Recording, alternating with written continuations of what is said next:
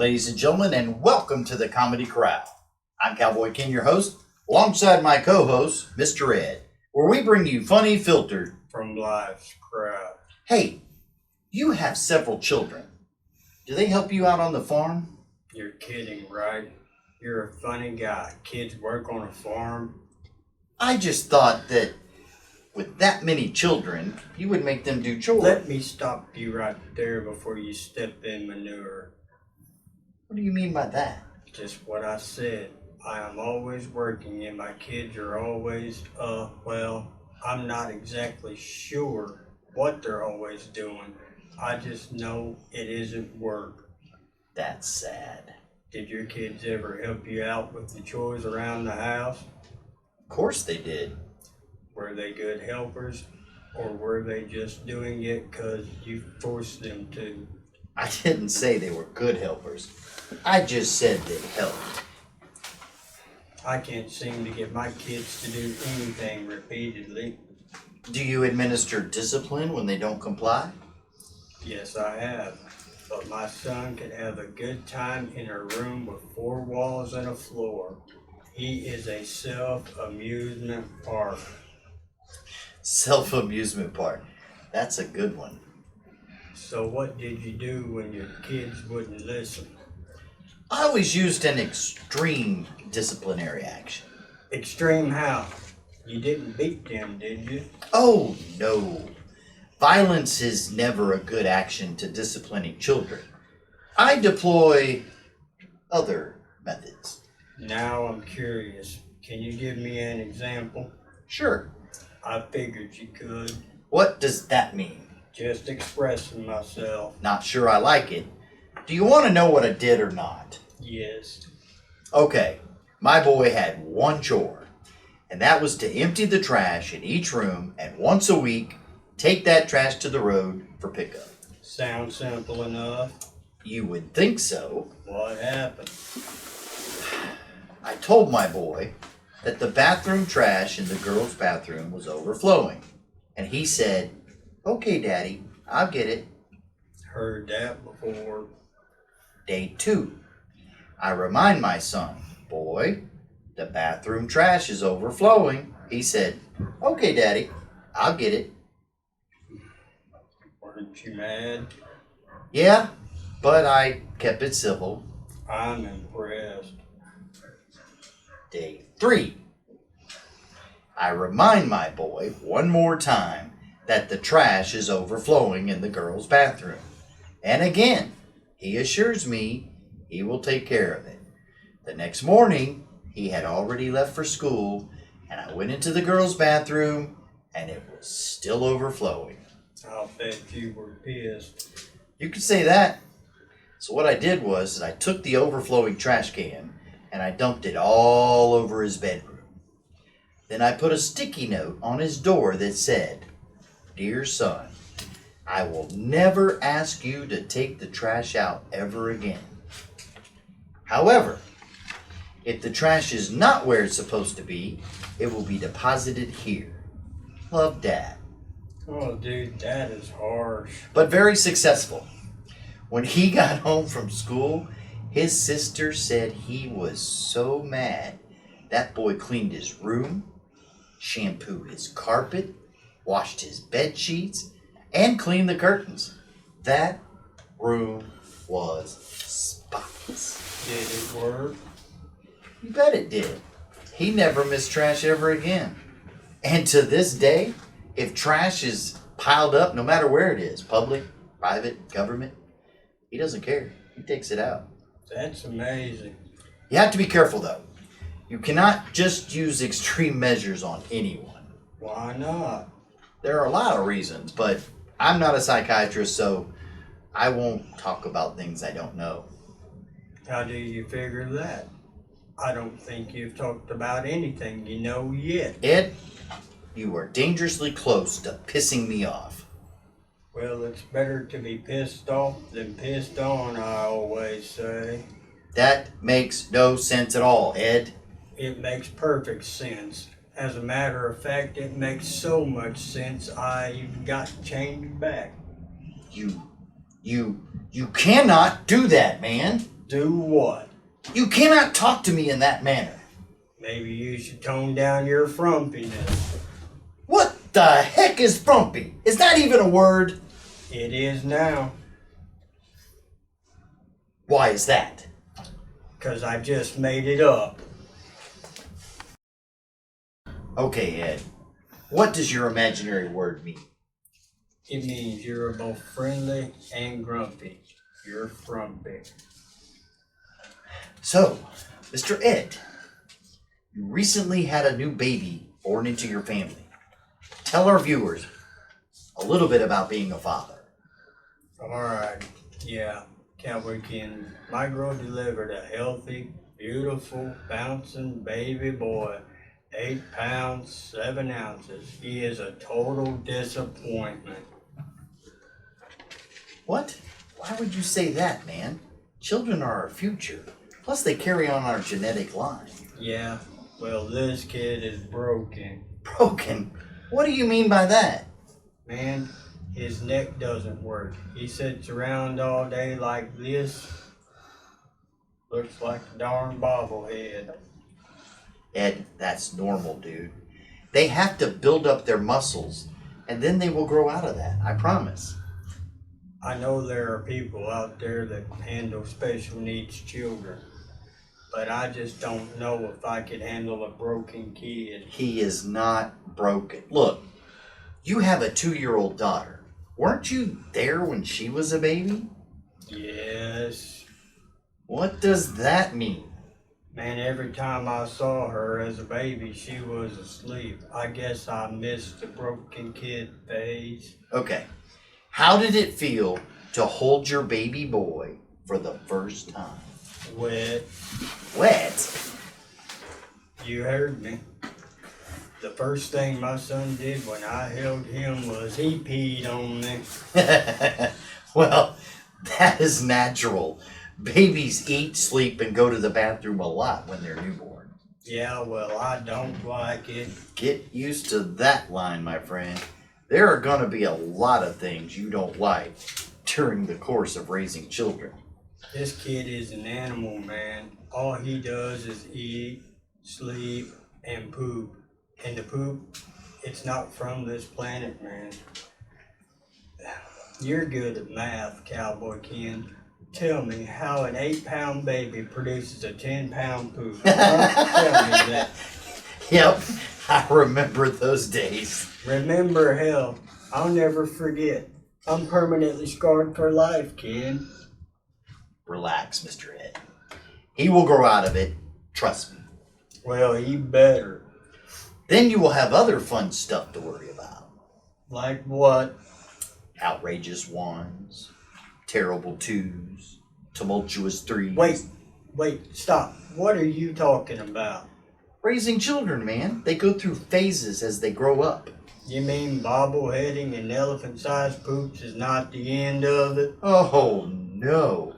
Not even close. Wait until they turn 4. And every word out of their mouth when you say anything is why. Then you answer their question and they say why. Over and over and over again. Oh, heck no. I'll put a stop to that immediately. Yeah? Tell me how that works out for you. I've never had the urge to run so bad in my life as I do right now. Listen, parenting is a learning process, just like school was. You don't know everything in kindergarten, but you go through all the grades and eventually you graduate. You will not pass every phase of their lives, and you will make mistakes, but you'll learn from those mistakes, and before you know it, they will be grown up. They will be parents. You get to start all over again with their children. And you're supposed to be helping me. Well, you suck at it. Okay, Mr. Ed. What if I told you one of my horror stories as a single parent? Would that make you feel any better? Maybe. Depends on the story. Let's hear it and I'll let you know. Okay. First, let me start by describing my upbringing briefly. What is upbringing? How I was raised. Why don't you just say that then? Go on. First of all, I was an only child, so I never had any siblings to follow or learn from, etc. My parents were very religious, which meant I spent most of my school life in church schools, where there are 35 students in the entire school, kindergarten through 12th grade. Darn, cowboy, there were that many at my breakfast table every morning. Plus, my parents were workaholics and very strict. So I was brought up in a very sheltered environment, you might say. You mean caged? No, I was very independent, but I had to learn everything the hard way, which brings me to my story. Finally. I'm getting there, just had to set it up. Oh, stop it. In all of my marriages, the wife always handled personal things with the girls, and I always handled those issues with the boys. How many times were you married? 3. 3. Darn, cowboy, you didn't learn from the first one? Shut up. Anyway, one day my eldest daughter comes home from school and says, "Daddy, I'm bleeding to death." Oh, that's bad. No, that's good because she's becoming a woman. Oh, that's good. No, that's bad because I have to greet all the boys at the door with a shotgun. Oh, that's bad. No, that's good because I get to select a decent guy for my daughter. Oh, that's good. No, that's bad. My daughter is 11. Oh, that's bad. No, that's good because I'm a single dad and the wife is gone. Oh, that's good. It sure is. Thank you very much. You're welcome, I think. Daughter, bleeding to death? Oh, yeah, that's nothing. She was... Doesn't sound like nothing. She's bleeding to death. Dude, relax. She was becoming a woman. They bleed to death when they become a woman? Yes, Ed, it's called a period. Sounds like an exclamation point to me. Never mind. It's true, though. I'm so confused. Okay, Ed. Now I know that my daughter is in no imminent danger of dying biologically. I know what is happening to her, but physically, I have no idea how to explain it to her. I have never seen a feminine product before, let alone ever purchased one. What did you do, man? Besides panic, Yeah? I told her to go into the bathroom and take a long hot bath, and Daddy will take care of it. So she says, "Okay, Daddy." Off she goes. I immediately start trying to call females for help or guidance. Who did you get? No one. Every number I dialed was an automated message. "We're sorry. The person you have dialed has a voicemail box that has not been set up yet. Goodbye." Or, "Doo-doo-doo. I'm sorry, but the number you have dialed has been temporarily disconnected or is no longer in service. Please check your number and try the call again." What did you do? I went to the bathroom door and I knocked on it and I said, "Baby, I'm going to run to the store. I'll be back in a little bit." She said, "Okay, Daddy, love you." Oh, hell, I was terrified. Why? Getting to that. So I get in my car and I race to the store. Again, I know my daughter is not in any imminent danger, but I'm passing police cars, fire engines, and ambulances on my way to the store. I get there and I run inside. I get to the aisle with the feminine hygiene products on it, and it's 6 feet tall, 40 feet wide, from floor to ceiling. Some have strings, some have wings. Oh, crap. Now what do you do? About that time, a young man walks up to me and says, "Excuse me, sir, can I help you find anything?" I said, "I doubt it, but here goes." And I briefly explained my situation to him. He began to do what I did when I first arrived on that aisle. His mouth was open, and he looked up and down and left and right at all of the choices that were available. I then said, "No disrespect, sir, but can you find me an employee with breast?" Oh man, no you didn't. Yes, I did. A few minutes later, a young lady came to my aid, and I told her my situation.